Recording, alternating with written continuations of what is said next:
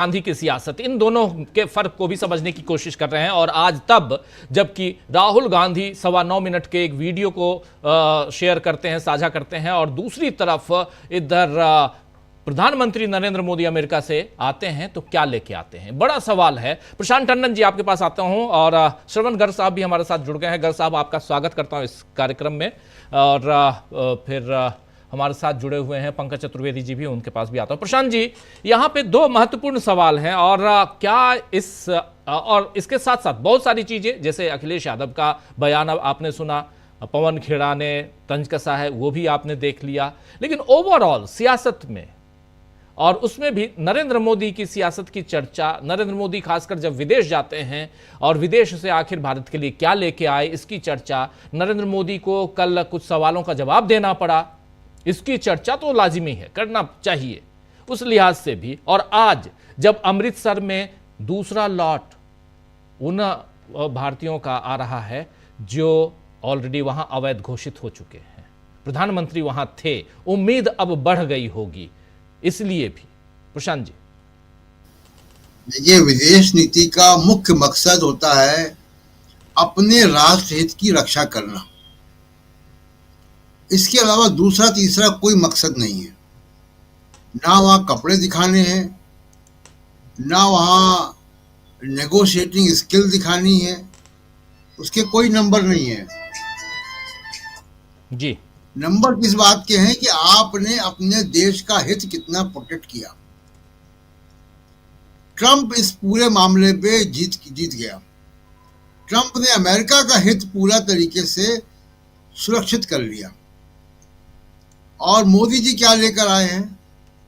कोई कह सकता है कि तहव्वुर राणा का एक्स्ट्राडिशन हो रहा है, उसकी भी, हाँ, तहव्वुर राणा का, जो बॉम्बे ब्लास्ट में एक नामजद है, लेकिन उसकी भी प्रक्रिया चिदम्बरम के समय ही, जब चिदम्बरम गृह मंत्री थे तभी हो गई थी।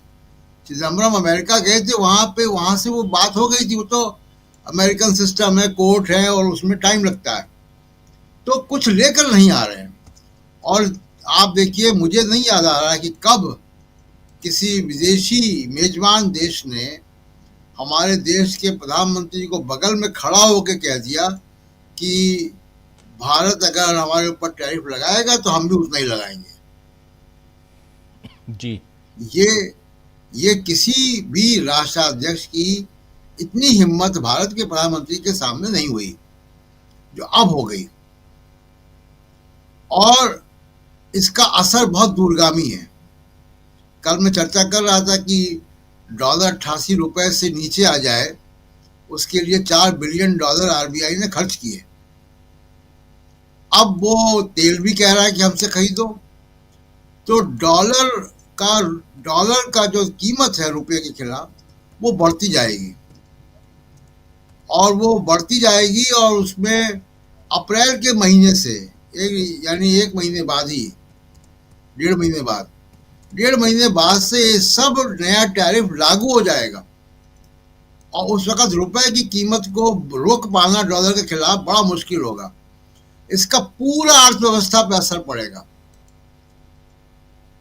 तो और डोनाल्ड ट्रंप ने एक और घोषणा कर दी है, जो अभी यहाँ पर रिपोर्ट नहीं हुई है। उसने कह दिया ब्रिक्स मर गया जी। ने कह दिया कि जब मैंने ये कह दिया कि मैं ब्रिक्स देशों पे 100% का ड्यूटी लगाऊंगा, उसी दिन से ब्रिक्स मर गया। तो इतना ह्यूमिलेशन जो है वहां से लेकर आए हैं, एक बात। दूसरी बात, देखिए राजीव जी, आप भी विदेशों में रहे हैं, हम लोग भी गए हैं।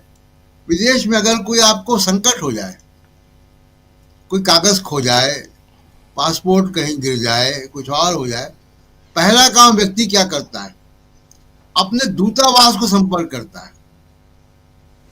भारत के दूतावास भारतीयों के लिए संकट मोचक हैं।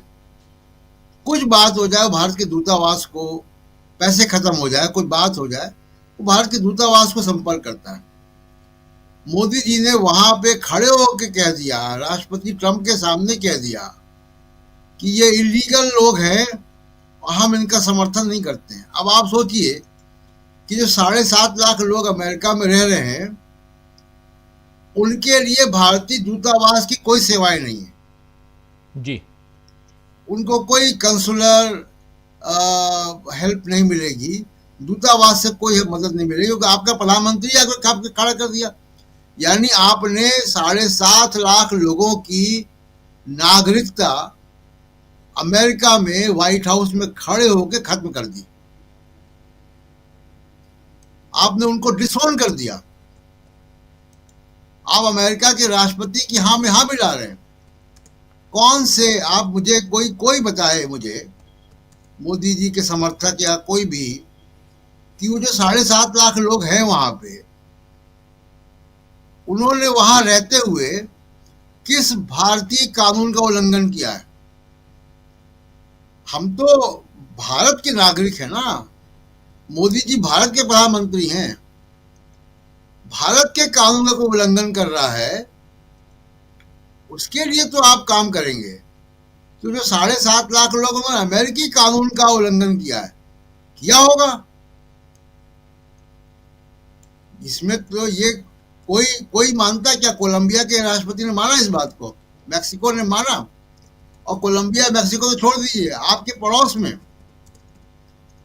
पाकिस्तान के लोग वहां भी आए, पाकिस्तान में भी आए, वो तो हथकड़ी बेड़ी में नहीं आए। बांग्लादेश के भी लोग आए, वो तो हथकड़ी बेड़ी में नहीं आए।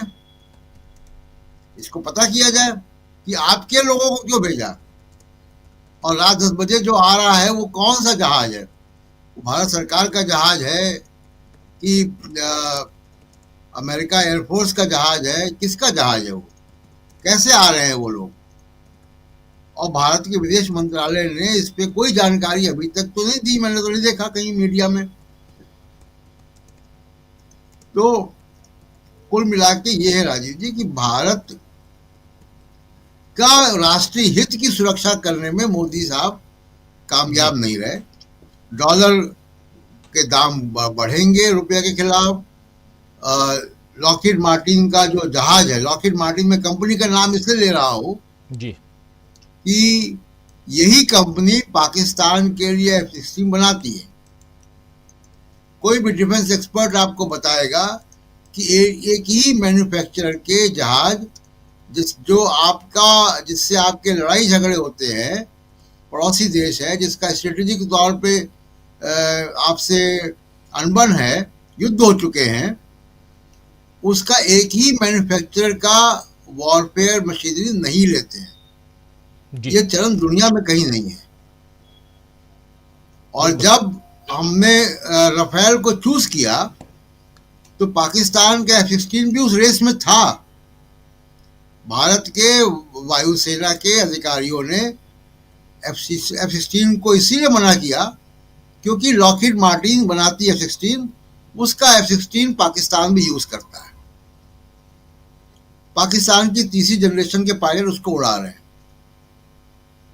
तो इसलिए ये भी कोई स्ट्रेटेजिक रूप से कोई बहुत वो नहीं था। अब इस पे तो जो रक्षा एक्सपर्ट है वो अपनी बात रखेंगे। कुल मिला के अमेरिका विजिट बहुत फ्रूटफुल नहीं थी और भारत के राष्ट्रीय हितों की रक्षा वहां पे नहीं हुई। बिल्कुल। बाकी जो डोमेस्टिक लेवल पे जो इलेक्शन कमीशन और इन सब बातों पे मैं सेकेंड राउंड में आऊंगा तब बात। बिल्कुल बिल्कुल बिल्कुल सही कह रहे हैं आप। भारत और अमेरिका के बीच संबंध कितने प्रगाढ़ हुए हैं उसका नमूना ये है कि टैरिफ जो है